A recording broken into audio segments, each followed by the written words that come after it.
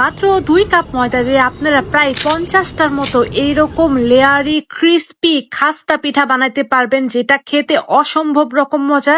আর একটা রুটি বেলে আপনারা প্রায় 20টার মতো এরকম পিঠা বানাতে পারবেন। ক্রিস্পি রসে টুইটুম্বুর রসালো শুধু লেয়ার আর লেয়ারে ভরপুর, মুখে দিলেই মনে হবে যেন অমৃত খাচ্ছেন। রেসিপিটা শেয়ার করে আপনাদের টাইম লাইনে রেখে দেন, কারণ এই রেসিপিটা আপনাদের অনেক বেশি কাজে লাগবে। প্রথমে এখানে আমি 2 কাপের মতো নিয়ে নিয়েছি ময়দার ভেতরে দিয়ে দেব সামান্য একটু লবণ, স্বাদ অনুযায়ী লবণটা দিয়ে দিবেন। তারপর এখানে আমি 2 টেবিল চামচের মতো দিয়েছি রান্নার রেগুলার সয়াবিন তেল। তারপর ময়দাটাকে তেলের সাথে খুব ভালোভাবে মাখিয়ে নেওয়ার পর এখানে আমি আরো 1 টেবিল চামচের মতো তেল দিয়ে দিয়েছি, মানে মোটমাট আমার 3 টেবিল চামচের মতো তেল লাগলো। তেল দিয়ে ময়দাটাকে খুব ভালোভাবে ময়ান দিয়ে নিলাম। এখন এর ভিতরে নর্মাল টেম্পারেচারে পানি দিয়ে খুব সুন্দরভাবে মধ্যে একটা ডো রেডি করে নেব। ডোটা আমার অলমোস্ট হয়ে গিয়েছে, দেখতে পাচ্ছেন খুবই সফট একটা ডো হয়েছে। আর এই ডোটাকে আমি প্রায় 10 মিনিটের জন্য রেস্টে দেব। আর এই ফাঁকে আমি একটা ঘোল রেডি করে নেব। তার জন্য 2 টেবিল চামচ পরিমাণ কর্নফ্লাওয়ার, সাথে দিয়ে দিচ্ছি 2 টেবিল চামচ পরিমাণ রান্নার রেগুলার সয়াবিন তেল। তেলটাকে দিয়ে কর্নফ্লাওয়ারটাকে খুব ভালোভাবে মিশিয়ে নিলাম। আর এটাকে একটা সাইডে রেখে দেবে, এটা আমাদের পরবর্তীতে কাজে লাগবে। আর 10 মিনিট পরে ডোটা কিন্তু আমার অনেকটাই নরম হয়ে গিয়েছে। এখন এই ডোটা থেকে আমি 3টার মতো লেচি কেটে নেব। দেখতে পাচ্ছেন আমি 3টার মতো লেচি কেটে নিলাম। এখন একটা লেচি নিয়ে এটাকে আমি বড় একটা রুটি বেলে নেব। যতটুকু সম্ভব চেষ্টা করবেন রুটিটাকে একদম পাতলা করে বেলতে। রুটিটার শেপ না ঠিক থাকলেও চলবে, জাস্ট আপনারা রুটিটাকে পাতলা করে বেলে নেবেন। আমি কিন্তু রুটিটাকে একদম পাতলা করে বেলে নিচ্ছি। আমি ওই যে বললাম শেপ যেমন হোক তেমনই হোক, তবে রুটিটাকে খুব পাতলা করে বেলে নেবেন। তো রুটিটাকে আমি অনেক বড় করে পাতলা করে বেলে নিয়েছি। এর ভেতরে দিয়ে দিলাম ওই যে আমরা কর্নফ্লাওয়ারের মিশ্রণটা বানিয়েছিলাম, সেই মিশ্রণটাকে দিয়ে উপরে একটু কর্নফ্লাওয়ার ডাস্ট করে দিলাম।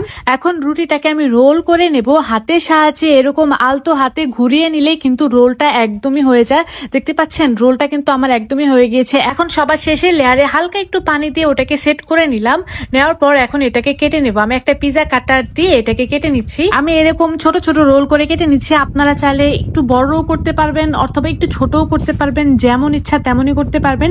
এখানে আমার প্রায় 20টার মতো হয়ে গিয়েছে, 20-21টার মতো হয়েছে। একটা রুটি থেকেই কিন্তু আমি এইরকম প্রায় 20টার মতো মিনি পিঠা বানিয়ে ফেলেছি। এখন মিনি পিঠার যে একটা সাইড আমাদেরকে বন্ধ করে দিতে হবে, তার জন্য একটা সাইড হাতের সাহায্যে জাস্ট একটু মুড়িয়ে নিয়ে তারপর হাতের সাহায্যে এটাকে আবারও একটু ছড়িয়ে দেব। আপনারা হয়তো বা স্ক্রিনে দেখে বুঝতেই পারতেছেন কাজটা আমি কিভাবে করতেছি। খুবই ইজি কাজটা, জাস্ট হাতের সাহায্যে মুড়িয়ে নিয়ে জাস্ট একটু ছড়িয়ে দিবেন। তো এখন এগুলোকে আমি আবারও একটু বড় করে বেলে নেব।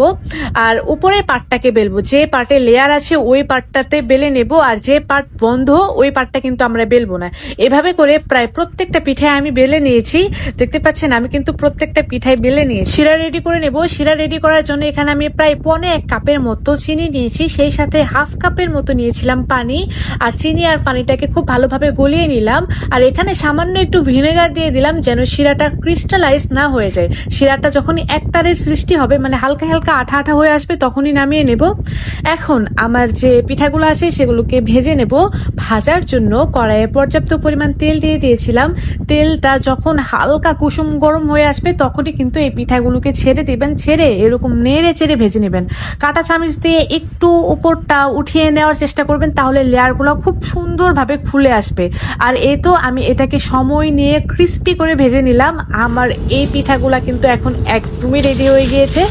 এখন দেখতেই পাচ্ছেন এটা কতটা ক্রিস্পি হয়েছে, মাশাআল্লাহ। আর এটা কিন্তু 3 থেকে 4 দিন কিংবা 1 সপ্তাহ আপনারা রেখে রেখে খেতে পারবেন, এটা অনেক দিন থাকে। যাই হোক, এখন এটাকে আমি চিনির শিরায় একটু গড়িয়ে নিলাম। শিরায় গড়িয়ে নেওয়ার পরে এটাকে আমি সার্ভিং ডিশে সার্ভ করে নিয়েছি। আর উপর দিয়ে একটু পেস্তা বাদাম দিয়ে দিয়েছি, যেন দেখতে এটা আরো বেশি সুন্দর লাগে। দেখতে পাচ্ছেন এটা কতটা ডেলিশিয়াস হয়েছে। আমি এখন ভয়েস দিচ্ছি, আমার দেখে এটাকে আবারও খেতে ইচ্ছে করতেছে, কারণ এটা অনেক বেশি টেস্টি। রেসিপিটি শেয়ার দিয়ে আপনাদের টাইম লাইনে রেখে দেন, কারণ রেসিপি শেয়ার না দিলে কিন্তু হারিয়ে যাবে, পরবর্তীতে খুঁজে আর বানাতে পারবেন না। আবার দেখা হবে অন্য ভিডিওতে। সেই পর্যন্ত সবাই ভালো থাকবেন। আল্লাহ হাফেজ।